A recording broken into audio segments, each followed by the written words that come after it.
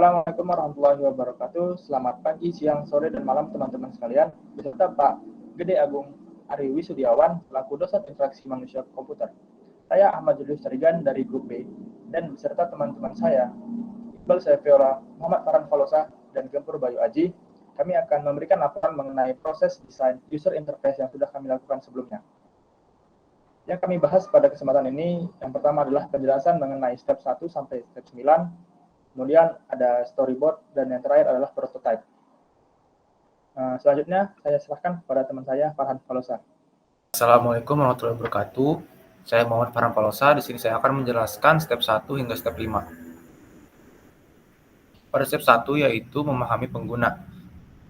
Langkah pertama yaitu verifikasi problem internal. Kemudian langkah kedua yaitu verifikasi problem dengan user atau stakeholder. Berikut dokumentasi atau hasil interview kelompok kami dengan user. Ini user 1, ini user 2, dan ini user 3. Kemudian ada user persona. Berikut user persona kelompok kami. Kemudian pada step 2 dan 3 yaitu memahami fungsi bisnis dan memahami prinsip desain UI. Proses bisnis. Berikut merupakan flowchart untuk proses bisnis. Sebagai berikut. Selanjutnya terdapat requirement system. Terdapat functional requirement, non-functional requirement, dan input dan output. Pada functional requirement terdapat fitur login dan sign up, fitur home, fitur chart, fitur feed, dan fitur account. Kemudian ada mental model. Berikut mental model yang kelompok kami buat. Terdapat bagian registrasi dan login, executing, dan reporting. Kemudian ada task analisis berbentuk HTA. Berikut HTA yang kelompok kami buat sebagai berikut. Kemudian terdapat conceptual model, terdapat fitur login dan daftar, berikut tampilannya. Kemudian fitur home, berikut tampilannya. Dan di fitur home terdapat dua fitur yaitu explore dan persona. Berikutnya ada fitur chart sebagai berikut. Dan fitur untuk memilih package plan sebagai berikut. Setelah memilih package plan, ada fitur untuk memilih jenis resep sebagai berikut. Dan setelah itu ada fitur untuk memilih metode pembayaran. Selanjutnya ada fitur feed dan fitur account. Dan desain standarnya sebagai berikut. Selanjutnya masuk ke tahap 4 dan 5 yaitu membuat struktur menu dan tipe window sesuai prinsip desain UI. Pada fitur login dan sign up menggunakan tipe primary windows karena merupakan tampilan utama dan awal untuk user. Pada fitur home menggunakan tipe primary windows karena ini adalah tampilan utama untuk persona user. Pada fitur chart menggunakan tipe Windows dialog box Windows karena menampilkan pesan singkat dan terdapat beberapa tombol aksi pilihan untuk user. Pada fitur untuk memilih jenis resep menggunakan tipe primary Windows karena merupakan tampilan utama untuk penjelasan dan deskripsi tentang resep yang dipilih. Pada menu metode pembayaran menggunakan tipe primary Windows karena merupakan tampilan utama untuk melakukan pembayaran. Untuk step selanjutnya akan dijelaskan oleh Gempur. Untuk step selanjutnya yaitu screen based control. Pada fitur masak.in ini kami menggunakan beberapa komponen, yaitu pertama operable button. Yang pertama ada get started, button yang membantu user untuk memulai menjelajahi aplikasi. Lalu yang kedua button register digunakan untuk mendaftarkan user ke dalam aplikasi. Dan yang ketiga already have account, sign in. Tombol sign in ini yang digunakan untuk mengarahkan user ke page login. Yang keempat ada tombol login digunakan untuk memberikan akses login user ke dalam aplikasi sesuai email dan password. Yang kelima, don't have an account, sign up, tombol sign up yang digunakan untuk mengarahkan ke register. Lalu yang keenam ada tombol navigasi. Tombol navigasi ini digunakan untuk mempermudah user untuk berpindah dari page home, cart, feed, dan account. Yang ketujuh ada forget password. Tombol ini digunakan untuk mengantarkan user ke panel forget password atau lupa password. Yang kedelapan ada mulai memasak digunakan untuk memulai journey pemesanan package. Yang kesembilan ada button bayar digunakan untuk menyelesaikan journey pemesanan package dan mengkonfirmasi pembayaran tagihan. Dan yang kedua ini ada text entry read only control. Yang pertama ini ada text field pada register yang digunakan untuk merecord data-data yang dibutuhkan untuk proses registrasi seperti yang ada di nomor 1 ini. Yang kedua ada text field login yang ini mengidentifikasi identitas user untuk login ke aplikasi dengan email dan password. Yang ketiga ada search menu. Pada menu ini user dapat mencari menu berdasarkan teks yang diinput di text field-nya. Yang ketiga ada selection control.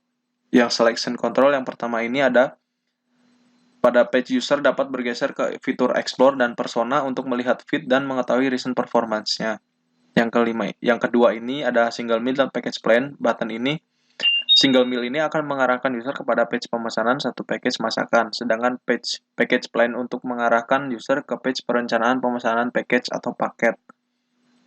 Selanjutnya ini ada menu signature, digunakan ketika user telah merencanakan jadwal dan jumlah serving yang disepakati, dan terdapat banyak pilihan serving. Yang selanjutnya juga ada pop-up signature, akan terdapat radio button untuk memilih jumlah resep per minggunya. Selanjutnya ada pemilihan resep, user dapat memilih kategori resep dengan button yang tersedia dalam model radio button, hanya terpilih salah satu saja. Dan yang terakhir ini ada pada page pembayaran, user dapat memilih untuk berdonasi atau tidak pada checkbox donasi. Lalu selanjutnya pada step clear text and message, yang pertama font kita menggunakan Poppins, font weight-nya regular, medium, semi bold, dan bold. Color-nya ada seperti gambar di bawah ini. Lalu question, pertanyaan mengenai jumlah pesanan, ada berikut seperti ini. Lalu instruksi ini mengaktifkan lokasi user terlebih dahulu agar bisa melanjutkan menggunakan aplikasi. Lalu informasi transaksi berhasil. Ada status pemesanan, ada notifikasi, dan yang terakhir step 9 ini adalah feedback, guidance, dan asisten. Yang pertama feedback.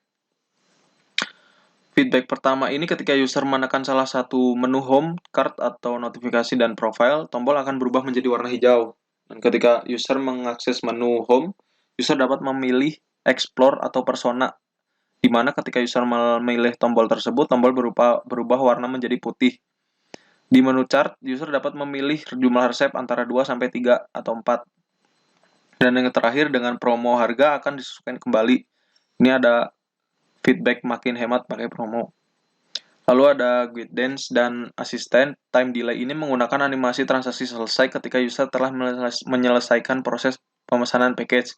Animasi ini dibuat karena proses pemesanan memakan delay 1 sampai 4 detik.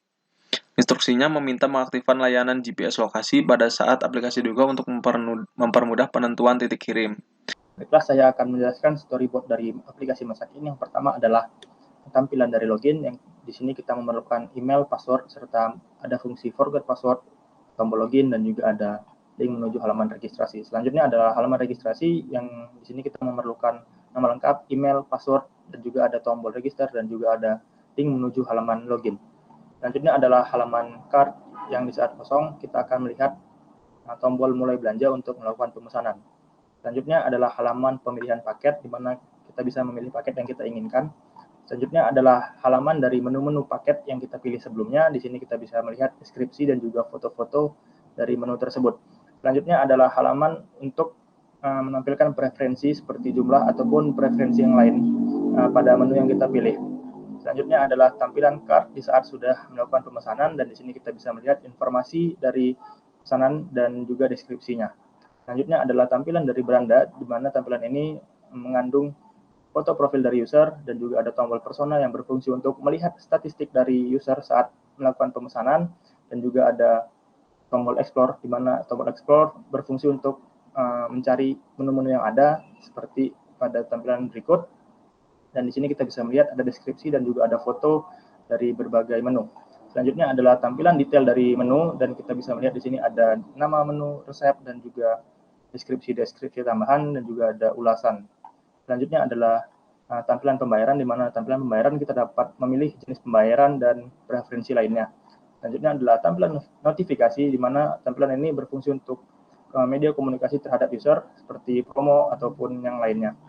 Dan yang terakhir adalah halaman profil yang berfungsi untuk mengatur preferensi dari user itu sendiri. Saya rasa itu untuk storyboard. Terima kasih. Baik, di sini saya akan menjelaskan bagian prototyping ya. Nah, di sini user bisa register ya, bisa masukin data-data yang dibutuhkan oleh kita. Kalau misal user sudah melakukan register, klik aja fitur yang di bawah ya, sign in. Lalu masukkan email dan password dan bisa akses login di button di bawah ini. Nah, kita akan disuguhkan di home atau beranda. Nah, sebenarnya ada empat fitur utama di Masakin, yaitu home, card, notification, dan profile. Nah, di home sendiri ya ada dua fitur, yaitu explore dan persona. Di explore ini kita menampilkan feed atau artikel yang berkaitan dengan masakan ya, bisa user lihat sendiri di sini. Nah, juga ada persona di mana user juga bisa melihat performansi dari skill memasak mereka ketika mereka memasak bersama dengan Masakin ya. Nah, fitur kedua yaitu ada fitur cart di mana kita bisa memesan resep atau masakan yang kita inginkan. Nah, sebenarnya ada dua ya yang kita bisa lakukan, ada single meal dan package plan. Single meal ini sebenarnya untuk satu resep dalam satu kali pesan, sedangkan package plan ya ini diuntukkan sebuah plan atau dalam jangka minggu atau mungkin lebih gitu ya. Nah, di sini ada banyak banget plan yang bisa user pilih ya, ada signature, ada couple, family, gathering, ya, vegetarian. Bedanya adalah dari jumlah servingnya. Kalau misal dari signature itu satu serving per satu orang. Nah, nanti bisa dipilih mau 2 minggu atau sampai 4 minggu ya. Harganya ada tersedia di pojok kanan bawah ya. Sama dengan signature couple gitu ya. Dia servingnya untuk 2 orang ya, namanya juga couple. Nah, di sini juga user bisa pilih mau dua resep per minggu atau mungkin 3 sampai 4 resep per minggu. Harganya ada di kanan bawah. Dan seterusnya sampai ke bawah ya, untuk signature family untuk 4 orang, kalau gathering itu sampai 10 orang, dan lain-lain. Ya, di sini juga ada vegetarian dan kolesterol free. Nah, katakanlah kita milih salah satunya, lalu kita akan disuguhkan dengan resep-resep yang bakal kita pilih. Nah, di sini user bisa memilih atau bisa pakai search menu ya, atau bisa langsung lihat dari resep rekomendasi dari kita ya. Di sini kalau misalnya user pengen lihat secara lebih detail bisa klik aja. Nah, seperti iga bakar contohnya di sini ada resepnya seperti apa, terus estimasi memasaknya berapa, kompleksitasnya seperti apa, dan juga ulasan-ulasan dari user-user lainnya yang telah memasak masakan ini ya. Nah, katakanlah kita memilih masakan ya, seperti iga bakar contohnya, kita masukin atau klik panah kanan ini untuk memasukin ke cart kita. Nah, kalau sudah ya, nah kita pilih iga bakar dan ayam crispy, klik bayar, ya, lalu kita akan disuguhkan dengan metode pembayaran yang akan kita pilih ya. Nah, nanti user akan diberi ringkasan pembayaran ya, seberapa banyak harga yang harus mereka bayar dan metode pembayaran apa yang mereka harus pilih, lalu klik bayar. Dan transaksi akan diproses oleh sistem, lalu user dapat menunggu pesanan mereka datang ke domisili mereka masing-masing. Nah, itu untuk flow dari cart. Di sini juga ada fitur notifikasi, di mana fitur notifikasi ini digunakan untuk memberitahu si user kalau misal makanan mereka telah datang, atau mungkin mereka juga berinteraksi dengan user-user lainnya di kolom feed di beranda tadi ya, dan notifikasi-notifikasi lainnya. Di sini juga ada fitur profile ya, digunakan untuk mengakses atau mengubah data-data akun, atau mengubah data payment, atau mungkin mengaktifkan Face ID dan security lainnya seperti itu, two-factor authentication, dan juga kalau misalnya user ingin logout. Mungkin itu prototipe utama dari Masakin ini sendiri. Saya harap tidak membingungkan dan dapat dimengerti dengan baik. Sekian presentasi yang dapat kami sampaikan. Bila ada kesalahan mohon dimaafkan. Terima kasih atas perhatiannya. Assalamualaikum warahmatullahi wabarakatuh.